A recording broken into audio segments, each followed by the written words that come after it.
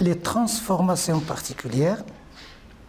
Tout d'abord, un petit rappel des choses qui ont été vues en thermodynamique 1, c'est que la variation élémentaire de l'énergie interne pour un gaz parfait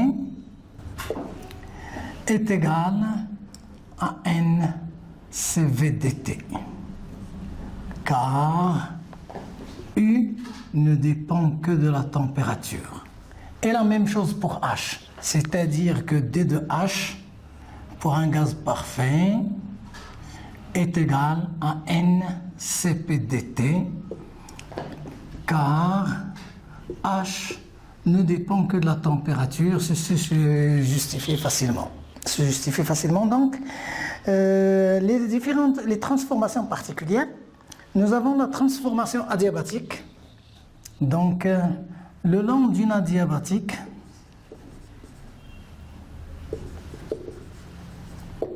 la chaleur, je sais que l'échange de chaleur au cours de cette transformation est nul. Il reste donc, d'après le premier principe, que D de U est égal à D de W. Il apparaît donc que le travail échangé a un comportement d'une fonction d'état. Dans le cas où la transformation est réversible, on sait que le produit PV est à la puissance gamma égale constante. Ceci, on ajoute la réversibilité. Une transformation isochore. Pour cette transformation isochore, je sais que D de V égale 0. Ça veut dire que D de W égale 0. Ceci, pas de problème. Il reste alors que D de U est égal à D de Q. Et si la transformation est isoénergétique,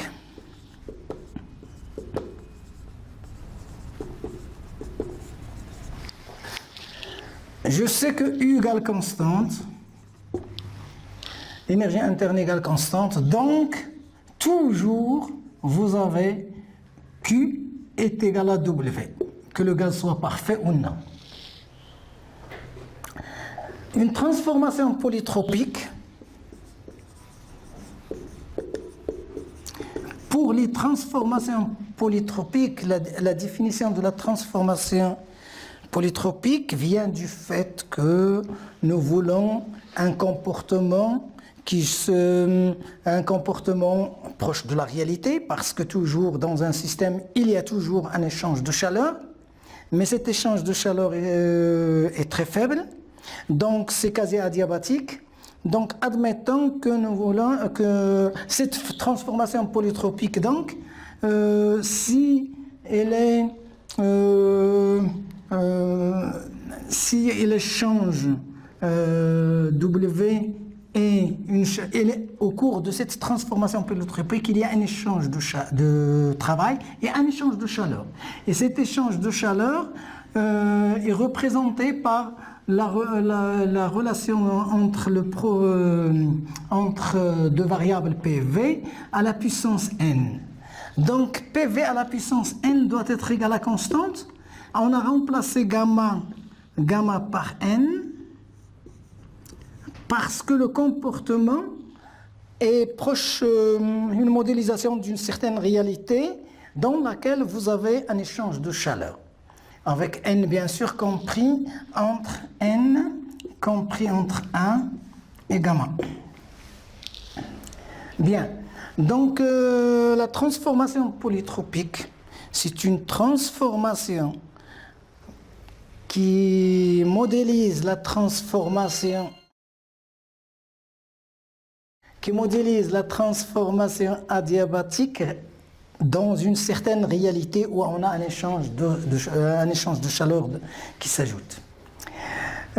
Si nous utilisons un gaz parfait, dans le cas d'un gaz parfait, le travail échangé et la chaleur échangée ont été déjà calculés tout à l'heure. Donc, vous avez W est égal à l'intégrale de moins PD de V tout le temps, de la position 1 jusqu'à la position 2. Et la chaleur Q12 peut être écrite directement par delta U12 moins W. 12.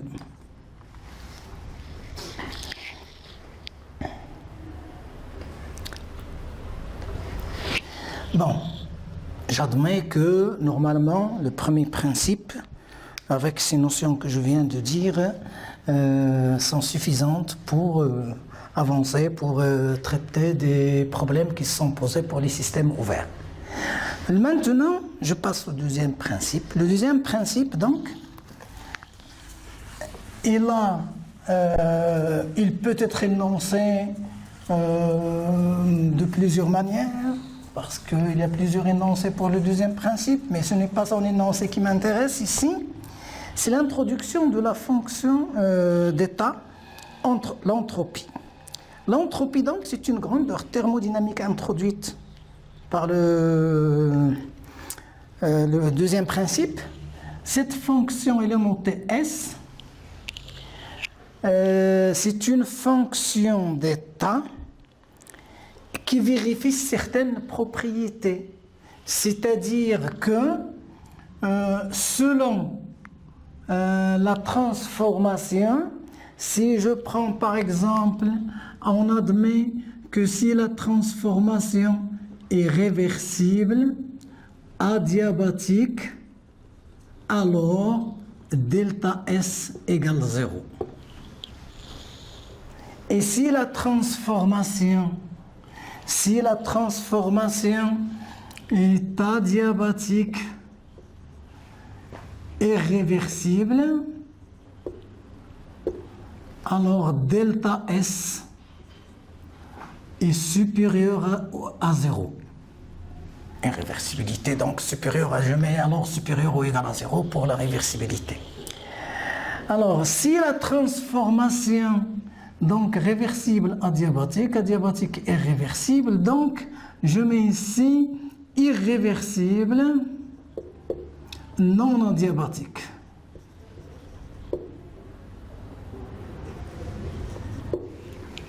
Si la transformation est irréversible non adiabatique, alors la variation élémentaire de D2S est toujours supérieure ou égale à l'échange de chaleur D2Q sur T. Donc ceci c'est l'expression du deuxième principe. On voit bien que si la transformation est réversible, alors D2S est égal à D2Q sur T. Si la transformation est réversible, alors D de S est égal à D de Q sur T.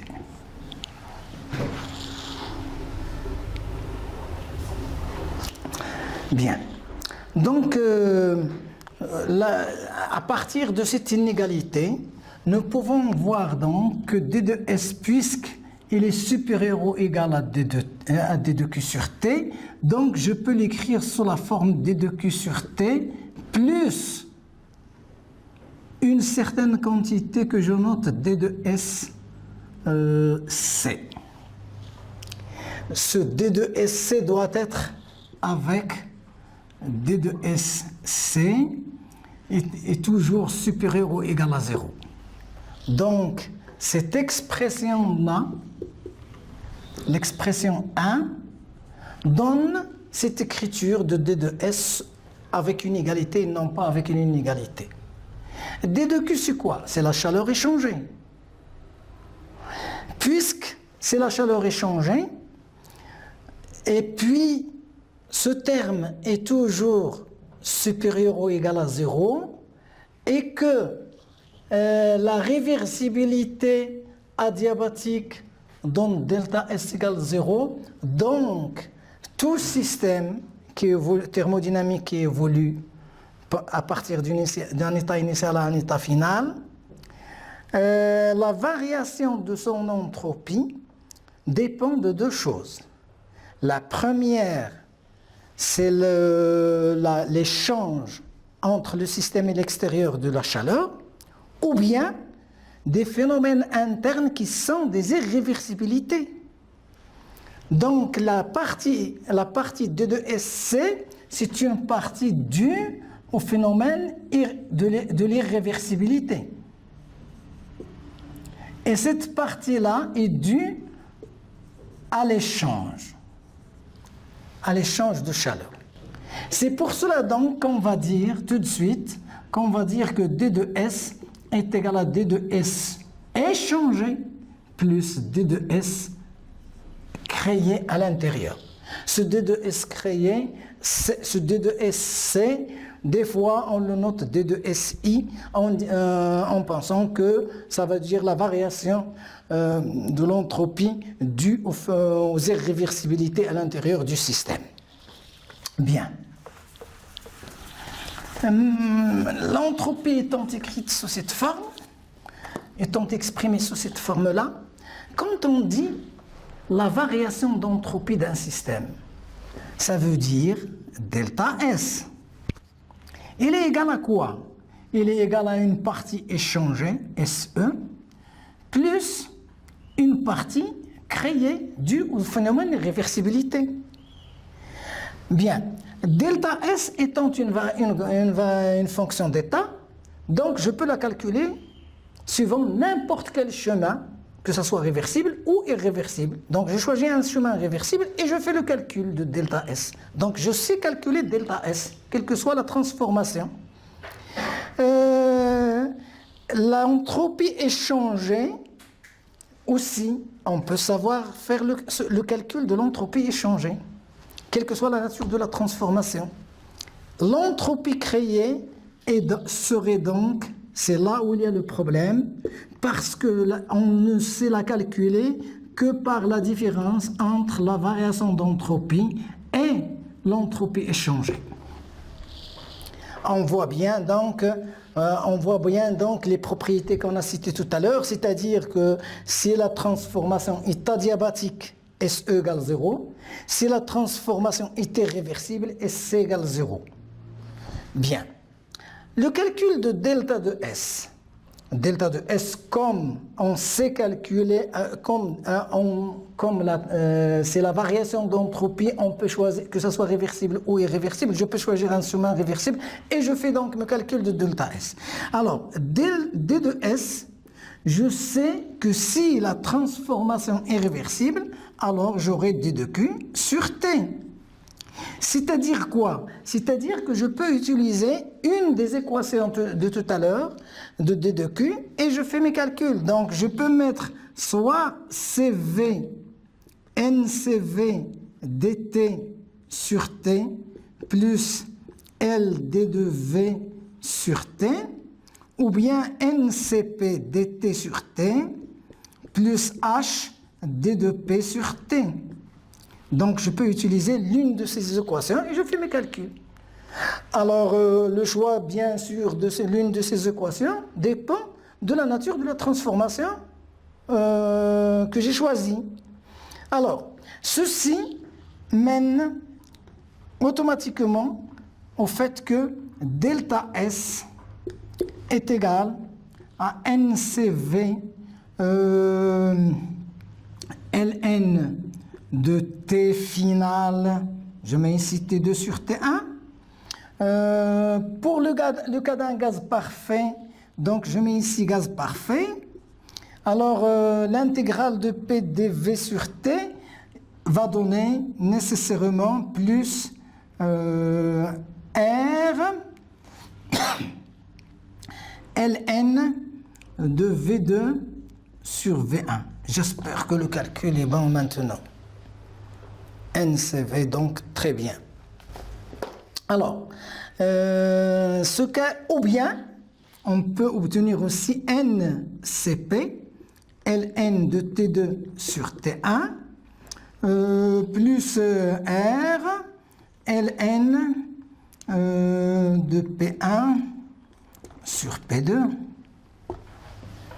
Donc, je peux utiliser l'une ou l'autre des équations pour le calcul de l'entropie. Donc, je sais toujours calculer delta de S. Par exemple, pour une transformation, si la transformation, par exemple, est isochore, alors je commence par isochore. Mais on peut faire... alors, pour la transformation isochore, delta de S est égal à N CV Ln de T2 sur T1.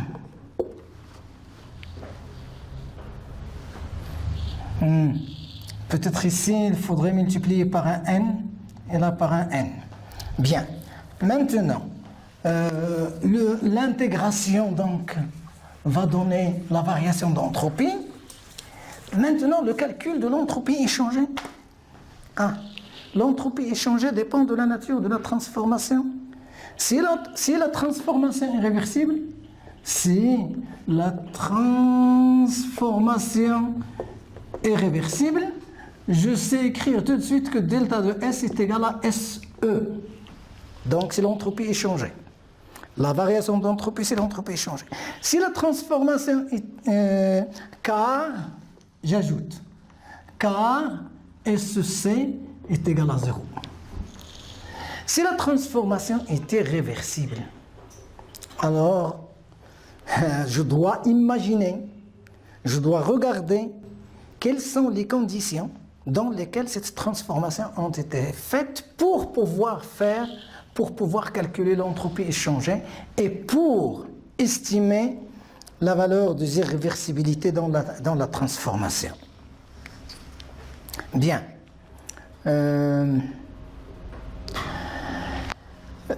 Ceci donc serait l'objet de ce qu'on va faire dans les exemples d'application. Donc, les exemples d'application sont les suivants. Donc, exemple d'application.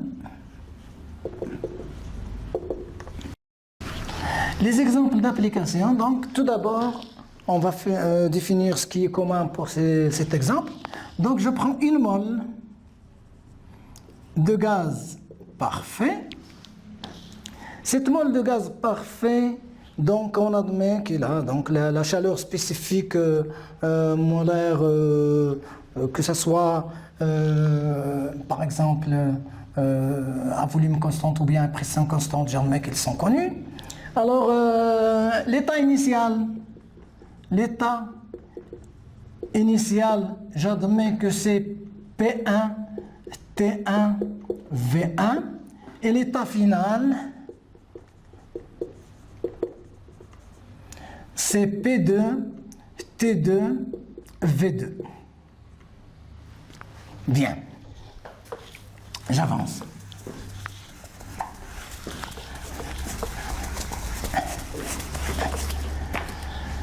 Les transformations donc, les transformations que l'on va étudier, les 4 transformations étudiées, les 4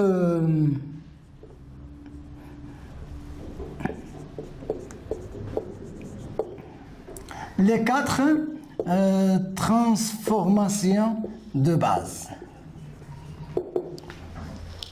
On va commencer par dire par exemple isochore, isobar, adiabatique, ainsi de suite. Donc isochore. La transformation isochore. Je sais que pour cette transformation isochore, que W égale 0. Il reste alors, je sais aussi que delta de U12 est égal à N.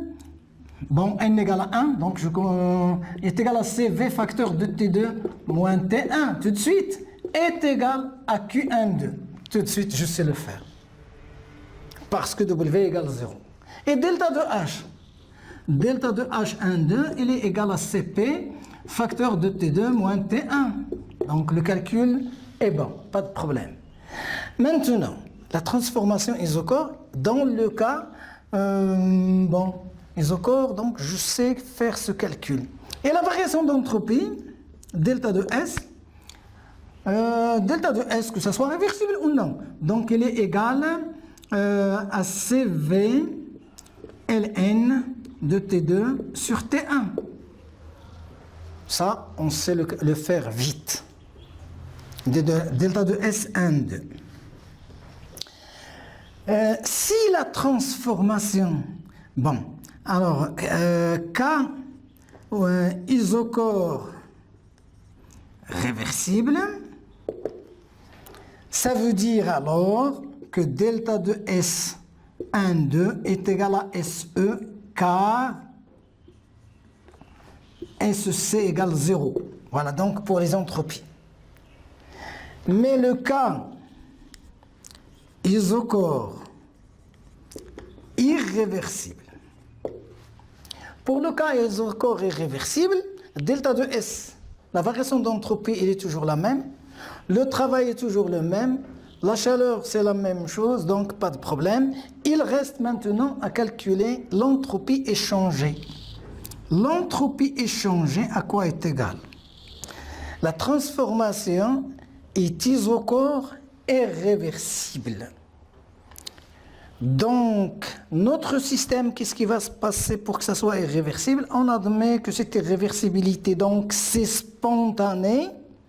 C'est comme si donc l'échange de chaleur entre le système et le milieu extérieur s'est effectué en contact avec une source de chaleur, c'est-à-dire à température finale constante. Et c'est pour cela donc que je sais dire tout de suite que Q12, que SE, c'est Q12 sur T2. Et j'obtiens donc le résultat. Donc je sais obtenir égal et compléter le calcul d'après Q12. Maintenant, la variation d'entropie, delta de S12,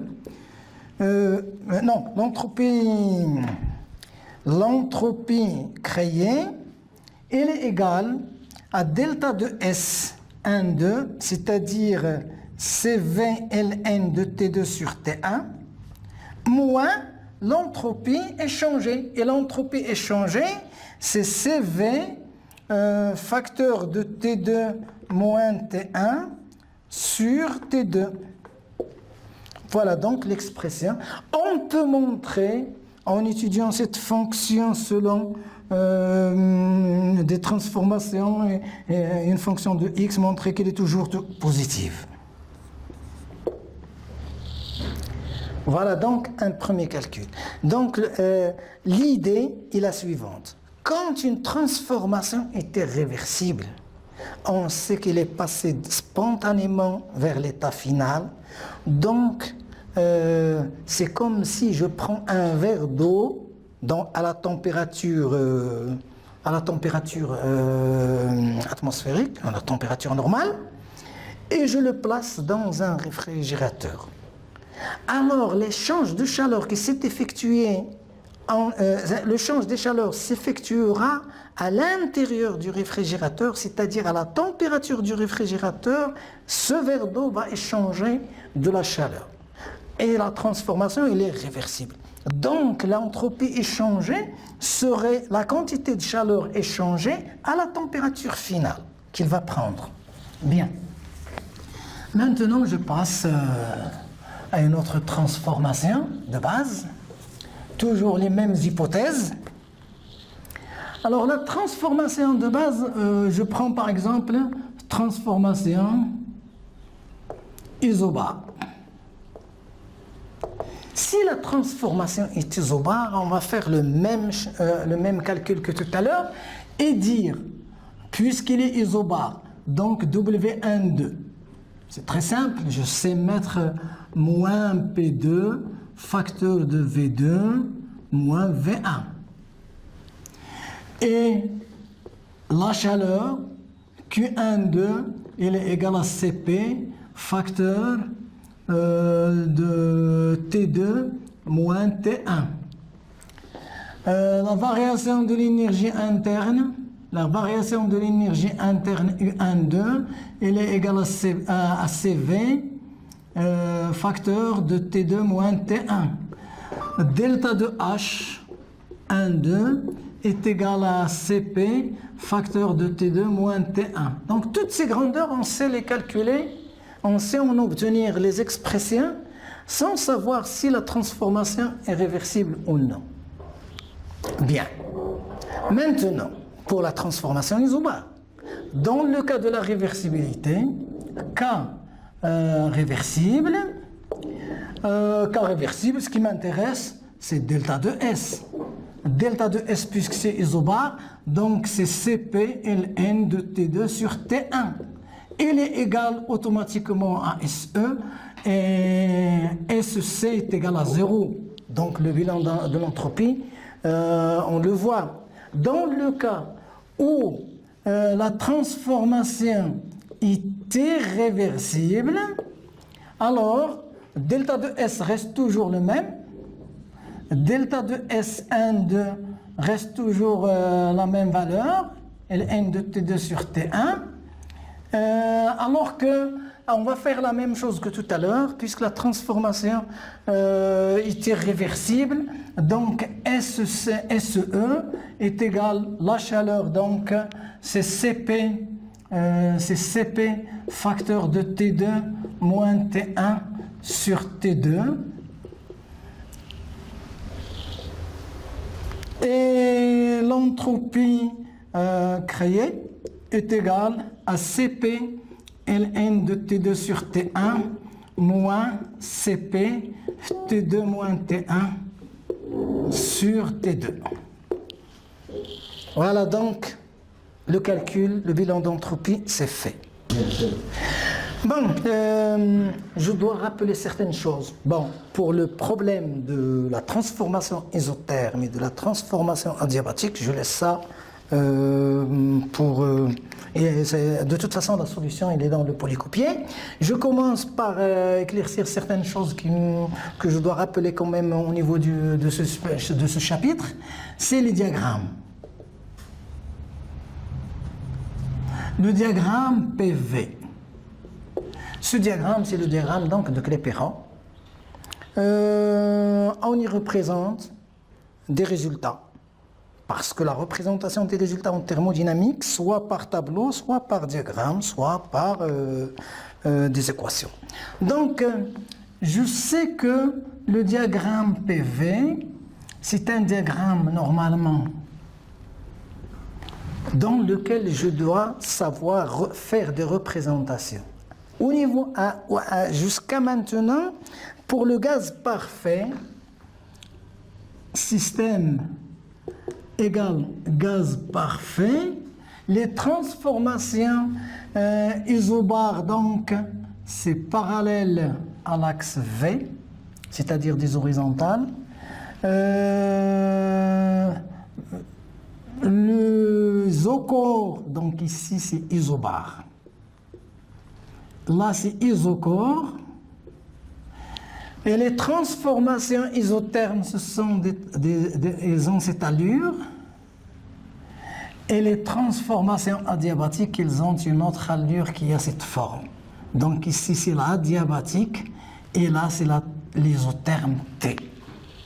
Donc voilà la représentation des différentes transformations pour un gaz parfait sur le diagramme PV. Il existe d'autres diagrammes, mais ça ne m'intéresse pas de les représenter parce que le diagramme PV, c'est le plus intéressant pédagogiquement, donc il est souvent utilisé, tout le monde l'utilise, et on a l'habitude de manipuler ce diagramme. Alors, pour être un peu... je dois faire sur les mêmes représentations, je dois les faire sur le diagramme PV maintenant en partant d'un seul point. Et j'admets que la transformation est isotherme, est une détente isotherme. Alors une détente isotherme à partir de ce point, ça c'est une détente isotherme. Une détente isobare. Alors ici c'est l'isocore. L'adiabatique, nécessairement, ça doit faire comme ça. Bien. Dans le cas où je veux représenter à partir d'un même état initial, mais cette fois-ci une compression isotherme, une compression adiabatique, une compression isobare, et là c'est l'isocore. Donc ici, pour l'isocore, ça peut être soit un refroidissement vers le bas, soit un échauffement vers le haut. La même chose ici, c'est une compression, donc il va se manifester, une compression isobare va se manifester donc par un refroidissement. Bien, bon, alors, une autre transformation, c'est la transformation isotherme. Transformation isotherme. La transformation isotherme, je sais que delta de U, 1, 2 est égal à 0. Et delta de H, 1, 2 est égal à 0. Donc c'est une transformation iso-énergétique. Bien. Le travail, W est égal à moins Q. Et puisque c'est isotherme, donc je dois distinguer ici entre deux cas. Le cas réversible, si la transformation est réversible, alors W12 est égal l'intégrale. Bon, je mets l'intégrale de 1 à 2 de moins PDV, qui est égal, si j'admets que donc n, n égale 1.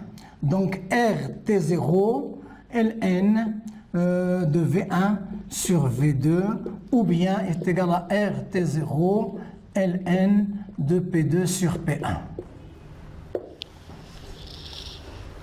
Bien, qui est, d'après ce qu'on vient de dire ici, égal à Q12. Donc le cas réversible, c'est cette situation-là. Alors la variation d'entropie, la même chose. Donc on va dire R ln de V2 sur V1. Pardon. R, bon, est égal à l'intégrale, puisque c'est isotherme, donc est égal à l'intégrale de 1 à 2 de R d de V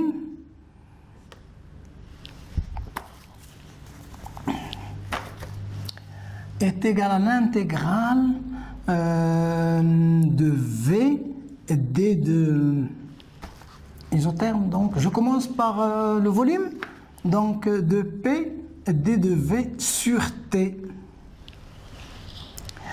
Il est égal alors, la température est en constante, ainsi de suite. Donc je sais cette intégrale-là, donc je peux remplacer P sur T par ainsi de suite, et j'obtiens alors R ln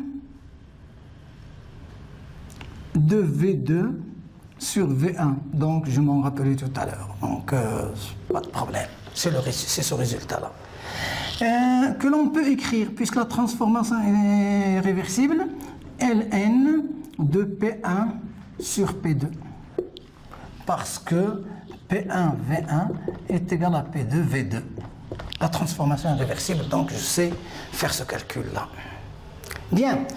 Maintenant, dans le cas où et ceci, normalement, il est égal à l'entropie échangée. Parce que c'est réversible, SC égale 0. Même, donc le bilan anthropique, c'est comme ça. Bon, le cas est réversible. Le cas est réversible. Dans le cas où la transformation n'est pas réversible, je ne dois pas faire cette intégrale pour calculer le travail. Je dois faire W12, puisque c'était réversible, donc c'est P2 facteur de V1 moins V2.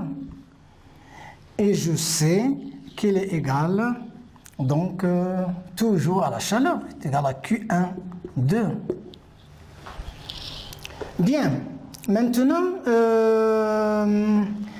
la transformation était réversible, donc SE est égal à Q12 sur T2, sur T0. T0 ou bien T2, c'est la même chose. T1 ou T2 ou T0, c'est la même chose. Je mets T0 parce que est déjà mis dans les équations d'avant. Donc, est égal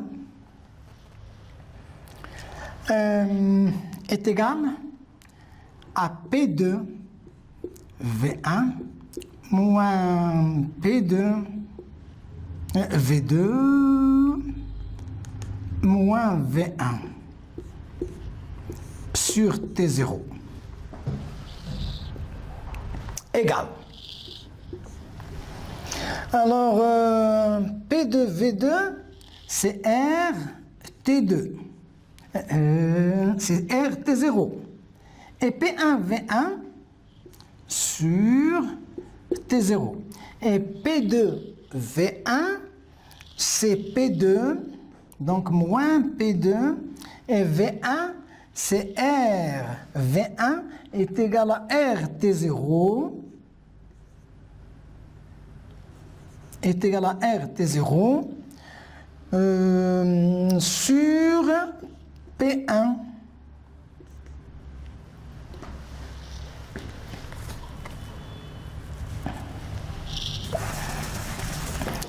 Donc, c'est P2 V2 sur T0, c'est-à-dire R T0 sur T0 moins P2 V1 sur T0, donc c'est P2 sur T0 multiplié par V1 et V1 c'est R T0 sur P1, donc est égal à R facteur de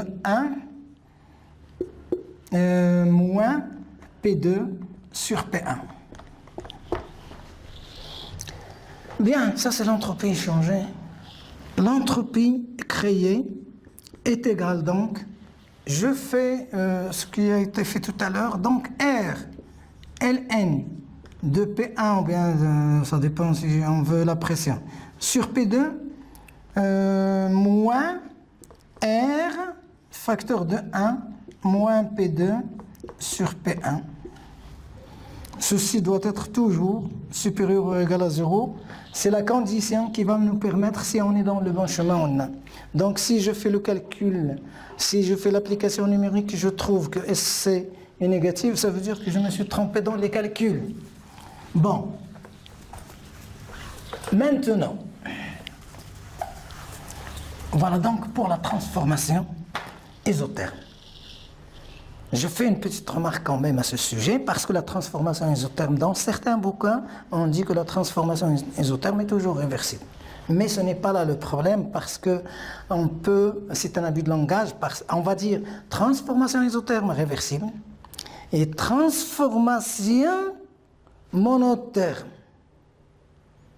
Si normalement ce n'est pas... c'est comme si c'est monotherme, la température initiale est égale à la température finale, est égale à la température extérieure. Ceci normalement, sans rentrer dans ce détail, on va dire que notre système, on l'a placé directement en contact avec une source de chaleur. Voilà.